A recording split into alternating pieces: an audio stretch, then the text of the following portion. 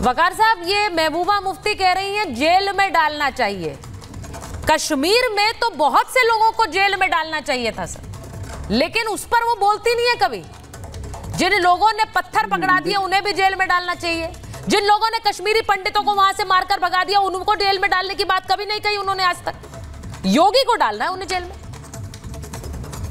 देखिए मैडम, कश्मीर के 20,000 लोग जेलों में हैं इससे पहले और अभी तक जेलों में हैं, और बनारस से लेकर पूरे देश की तमाम जेलों में कश्मीरी बंद हैं। बेगुनाह जेलों में बंद हैं। वो लोग जेलों में बंद हैं जिनके ऊपर कोई केस ही नहीं है, और जो बीजेपी से हाथ मिला रहे हैं उनको छोड़ा जा रहा है चुनाव की रैलियां करने के लिए। एक केस, मतलब मैं आपको अभी एक केस बताता हूँ। एक केस हवाला मनी का, टेरर फंडिंग का एक केस में तमाम कैदी बंद हैं, जिसमें इंजीनियर रशीद आज चुनाव लड़ रहा है, खुलेआम बाहर है, और यासीन मलिक उम्र कैद भुगत रहा है। तो वहीं से पता चल जाता है कि जो आपके साथ हाथ मिलाएगा वो देशभक्त है, जो आपके साथ हाथ नहीं मिलाएगा वो आतंकवादी है। अब रही योगी की बात।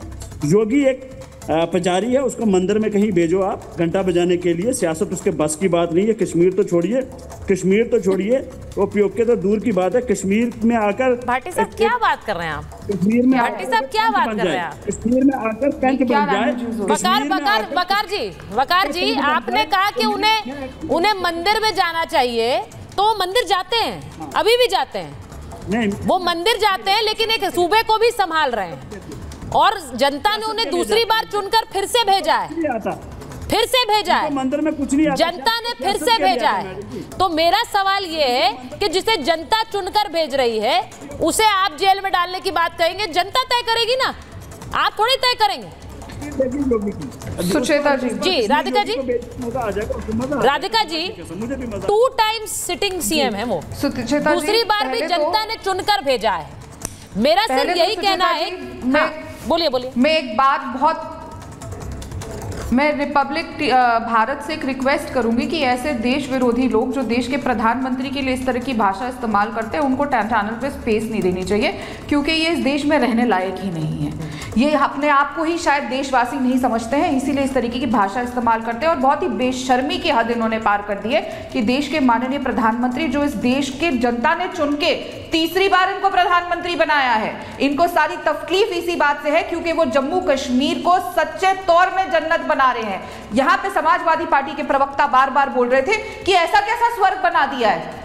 तो भाई साहब, मैं आपको बता दूं, स्वर्ग उसी दिन बन गया था जब यहाँ पे तिरंगा लहराया था, और तभी से आपको जम्मू कश्मीर में नर्क दिखाई देने लग गया कि कैसे यहाँ पे मिलिटेंसी खत्म हो रही है, कैसे यहाँ पे शांति हो रही है, कैसे यहाँ पे तिरंगा लहरा रहा है। आपको इस बात से तकलीफ है कि जहाँ पे पहले कैंपेन नहीं किया जा सकता था 6 बजे के बाद, आज डोर टू डोर कैंपेन होता है और रात में भी लोग कैंपेन कर सकते हैं। आपको इस बात से तकलीफ है कि कैसे कश्मीर एक स्वर्ग बन गया है, जहाँ पे झेलम में एक बढ़िया रिवर साइड बन गया है, झेलम नदी के साथ नाइट मार्केट्स बन रहे हैं और इतना प्रोग्रेस हो रही है। 2 कैंसर हॉस्पिटल्स हैं, 2 एम्स खुल रहे हैं, 7 मेडिकल कॉलेजेस हैं। कैसे प्रोग्रेस कर रहा है? ऐसे कैसे हो सकता है कि जम्मू कश्मीर का बच्चा स्कूल जा रहा है? सारी तकलीफ इंडिया अलायंस से लेकर एक पार्टी को इस बात की है कि कैसे यहाँ पे पत्थरबाजी बंद हो गई है, कैसे यहाँ पे हर रोज बंद नहीं हो रहा है, कैसे यहाँ का बच्चा, यहाँ का भविष्य स्कूल जा रहा है। तो इन चीजों से इनको तड़पना लाजमी है, क्योंकि ये चाहते नहीं कि जम्मू कश्मीर आगे बढ़े, ये नहीं चाहते यहाँ का टूरिज्म फले फूले, ये नहीं चाहते यहाँ पे जो फेस्टिवल्स होते हैं आर्ट एंड क्राफ्ट के, जहाँ पे बाहर से लोग आते हैं, यहाँ पे एम्प्लॉयमेंट आती है, पैसा आता है, डेवलपमेंट होती है, हर चीज नहीं, ये नहीं चाहते थे कभी यहाँ पे एम्स हो। क्यों कांग्रेस की सरकार ने कभी यहाँ एम्स नहीं खोला? बड़ी बड़ी बातें करते हैं ना, जवाहरलाल नेहरू जी ने ये किया, डॉक्टर मनमोहन सिंह की सरकार में इतने एम्स खोले, क्यों उन्होंने जम्मू कश्मीर को एम्स से दूर रखा? क्यों यहाँ पे कैंसर हॉस्पिटल नहीं खोले? क्यों यहाँ पे मेडिकल कॉलेजेस नहीं लेकर आए? क्यों यहाँ पे रोज पत्थरबाजी होती थी? क्यों उनको इंस्टिगेट किया जाता था? आज जब आप जाएंगे, आपके काफी जर्नलिस्ट भी ग्राउंड पे गए होंगे, ये सबके सामने आया कि बच्चे कितने खुश है। अब बल्कि उनको इस बात का लगता है कभी कभी कि चलो चुनाव आए हैं तो शायद छुट्टी मिल गई। बोल रहे हैं बहुत सारे, वरना बच्चों को रोज बहुत सारे लोग बोल रहे हैं, और वकार जी को तो ये ज्यादा पता होगा मुझे लगता है, आगे बढ़ेगा। ये तो वकार जी आपको ज्यादा पता होगा। सुशील पंडित जी, आपको पता है कि वहां पर कैसे महीनों महीनों स्कूल बंद रहते थे, लेकिन उन सब पर बात नहीं करनी है, बात करनी है योगी के बारे में। बोलिए, वकार जी को दीजिए। आप फेल हो गए हो। 25% श्रीनगर में वोटिंग हुई है, डिस्ट्रिक्ट श्रीनगर में, जिसमें श्रीनगर में जहां स्मार्ट सिटी की दावे करते हो, जहां G20 कराते हो, वहां उस डिस्ट्रिक्ट श्रीनगर में 25% वोटिंग हुई है। कम झूठ बोलो, आप झूठ बोलने की मशीन हो आप। आपको इस बात की खुशी हो रही है, आपको खुशी हो रही है कि लोग डर के बाहर नहीं आ रहे हैं? आपको खुशी हो रही है कि जम्मू कश्मीर के लोग वोट देने नहीं आए बाहर? आपको इस बात की खुशी हो रही है? आप फिर अलगाववाद और टेररिज्म के पास देश प्रदेश को लेकर जाना चाहते हैं? आपको दुख होता है जब तिरंगा लहराता है, आपको दुख होता है जब बच्चे स्कूल जाते हैं, आपको सिर्फ उसी बात से खुशी होती है कि हाय वोटिंग नहीं हुई। शर्म आनी चाहिए आपको। 14 में वोट परसेंट की तादाद ज्यादा थी। पहले जाके पढ़िए डाटा। अनपढ़ जाहिल आप लोगों का जन्म ही 19। भाई ये इस तरह के शब्दों का इस्तेमाल नहीं होगा वकार जी, प्लीज। ये किस तरीके के लोगों इस तरह के शब्दों का इस्तेमाल नहीं होगा।